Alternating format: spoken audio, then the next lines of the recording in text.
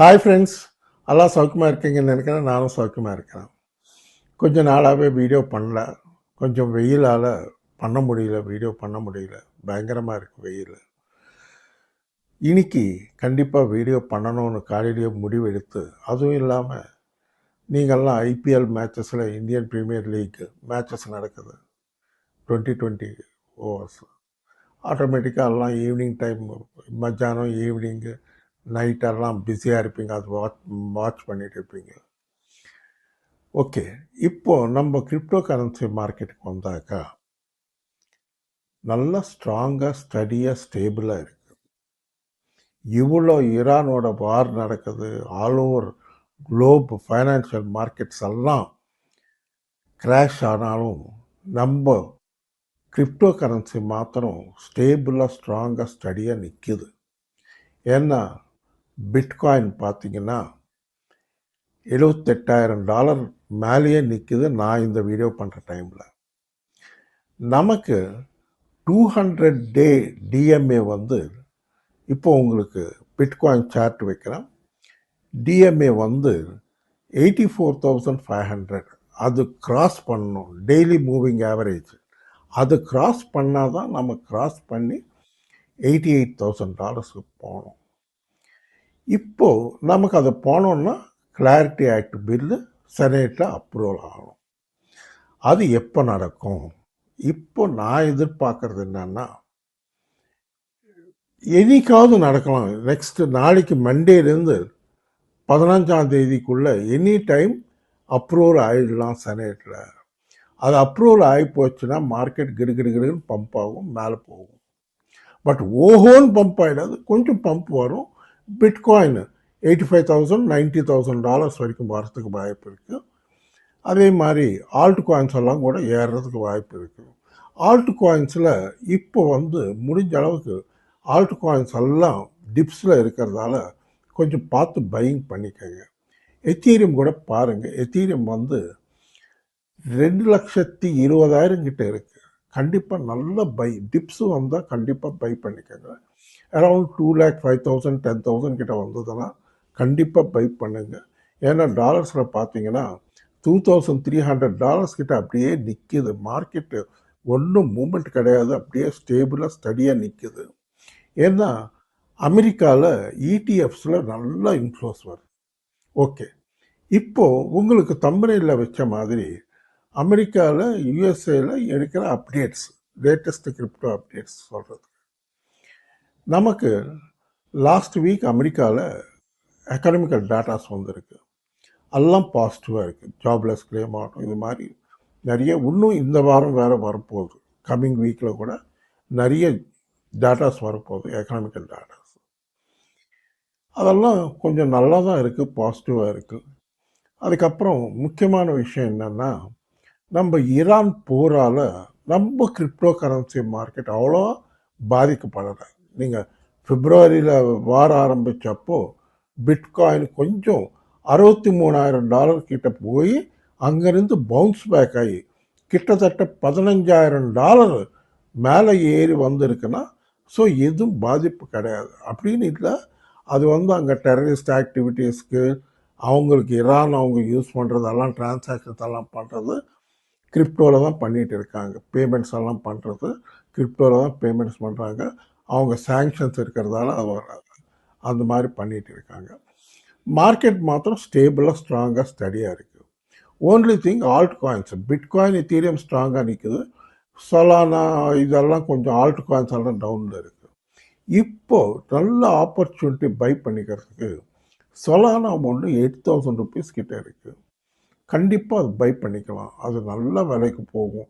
25,000 to 30,000 போகும். நல்ல peak market வந்ததுதான்.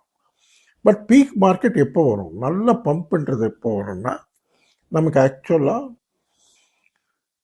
இந்த மாதம் இது அமெரிக்காவில் ரெகுலேஷன் பில்லு பாஸ் ஆகிட்டா நமக்கு அடுத்தபடியாக மார்க்கெட்டில் கிரிப்டோ கரன்சி பம்ப் போகிறதுக்கு இன்னொரு ரீசன் என்னன்னா, ஜூலை 1ஆம் தேதி அன்னைக்கு அனௌன்ஸ் பண்ணுவாங்க. European union mica marketing in crypto assets அப்படின்வாங்க. அது வந்து நடக்க போகிறது ஜூலை 1 அனௌன்ஸ் பண்ணுவாங்க. அவங்க ரெகுலேஷன், யூரோப்பியன் கண்ட்ரிஸ் ரெகுலேஷன். அது ஆனப்புறம் தான் நமக்கு நல்ல பம்ப் வந்து திருப்பி நார்மல் ஸ்டேஜுக்கு மார்க்கெட் மேலே வரும். இதுக்குள்ள நீங்கள் நல்ல ஆப்பர்ச்சுனிட்டிஸ் டிப்ஸ் இருக்கிறதால ஆல்ட் காயின்ஸ் வந்து மெயினாக ஏஐ காயின்ஸு, ஏஐ டெக்னாலஜி சம்மந்தம். ஏன்னா இப்போ வந்து கம்ப்ளீட் ஆல் ஓவர் குளோபு பெரிய பெரிய சாஃப்ட்வேர் கம்பெனிஸ் எல்லாமே ஹெவியாக இன்வெஸ்ட் பண்ணுறாங்க ஏஐ டெக்னாலஜியில். ஸோ அதால் ஏஐ காயின்ஸ் வாங்கிக்கிறது நல்ல அட்வான்டேஜ். அது பார்த்துக்கிட்டு பை பண்ணிக்கங்க. ஒருவேளை உங்களுக்கு பாருங்கள், ஆண்டோ ஒன்று பாருங்கள், ஃபெச் ஒன்று பாருங்கள், ரெண்டர் ஒன்று பாருங்கள். இந்த மாதிரி ஏஐ காயின்ஸ் சர்ச் பண்ணுங்கள். நீங்கள்லாம் ரீசர்ச் பண்ண பெரிய ஆளுங்க, நீங்கள்லாம் நல்ல இன்டெலிஜென்ட் பீப்புளு, பாருங்கள். பட் மார்க்கெட் நிலவரம் இது. கண்டிப்பாக எனி டைம் மார்க்கெட் பம்ப் ஆகலாம். இங்கேருந்து இந்த கம்மிங் வீக்கில் ஆகுமா, அதுக்கு அடுத்தபடி வருமா. பட் இந்த மந்த் எண்டுக்குள்ளே கிளாரிட்டி ஆக்ட் பில்லுன்றது கிளியர் ஆகிடும்னு அப்படின்னு ஸ்ட்ராங்காக சொல்லிகிட்டு இருக்காங்க. நியூஸில் எல்லாமே கம்ப்ளீட்டாக ஸ்ட்ராங்காக சொல்கிறாங்க. கண்டிப்பாக இனிமேல் கிளாரிட்டி ஆக்ட் பில் நிற்காது, செனேட்டில் பாஸ் ஆகிடும் அப்படின்றாங்க. அதால் அதுக்கப்புறம் எக்ஸ்ஆர்பி ஒன்று பாருங்கள். எக்ஸ்ஆர்பி வந்து 133 ரூபாய்க்கிட்ட இருக்குது. கண்டிப்பாக அது பை பண்ணிக்கலாம். அதே மாதிரி இப்போ இன்னொரு இன்ஃபர்மேஷன் உங்களுக்கு சொல்கிறேன். நமக்கு America federal reserve bank chairman Jeremy போவல் அவர்கள் இந்த மாதம் மே மாதம் 15ஆம் தேதியோட அவர் டர்ம் முடிகிறதால அவர்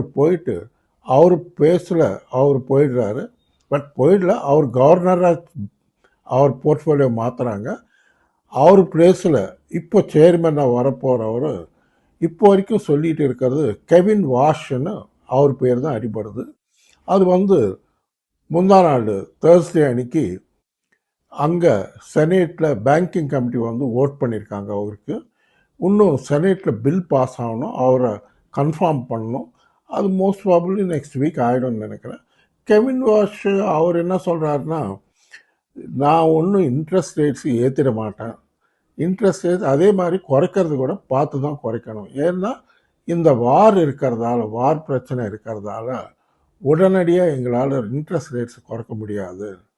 கொஞ்சம் வாரால் அமெரிக்காவில் ரெசிஷன் வரும், complete all over globe financial markets எல்லாமே கிரைசஸ் வரும் அப்படின்றாங்க. கண்டிப்பாக வரும். இந்த வார் இம்பேக்ட் வந்து நமக்கு கண்டிப்பாக ஒரு 2-3 வருஷம் ஃபைனான்ஷியல் இம்பேக்ட்ன்றது இருக்கும். ஆல்ரெடி நம்ம பார்த்துக்கிட்டு இருக்கோம்.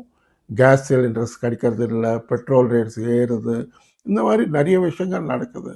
ஃப்ளைட்ஸ் எல்லாமே ஃப்ளைட் ஃபியூயல் இல்லைன்னு அதுக்காக ஃப்ளைட்ஸ் எல்லாமே கேன்சல் ஆகிடுது. இந்த மாதிரி நிறைய நடக்குது. கண்டிப்பாக ஒரு குளோபல் ஃபைனான்ஷியல் க்ரைசஸ்ன்றது 2-3 வருஷத்தில் நம்ம பார்க்க போகிறோம். இது வந்து கரோனாட்டும் நினைக்காதீங்க. கரோனா அது டிஃப்ரெண்ட்டு, இது டிஃப்ரெண்ட்டு. கரோனாவில் அப்போ ரிவைவ் ஆச்சு, இப்போ கொஞ்சம் டைம் பிடிக்கும் ரிவைவ் ஆகிறதுக்கு. பட் நம்ம கிரிப்டோ மாத்திரம் ஸ்ட்ராங்காக இருக்குது. ஏதாவது டிப்ஸ் வந்ததுன்னா கண்டிப்பாக பை பண்ணிக்கோங்க. ஓகே ஃப்ரெண்ட்ஸ், இந்த வீடியோ பிடிச்சிருந்தா தயவுசெய்து நல்லா லைக்ஸ் வைங்க, நல்லா ஷேர் பண்ணுங்கள், நல்லா சப்ஸ்கிரைப் பண்ணுங்கள். நன்றி, வணக்கம், மீண்டும் சந்திப்போம். பாய்.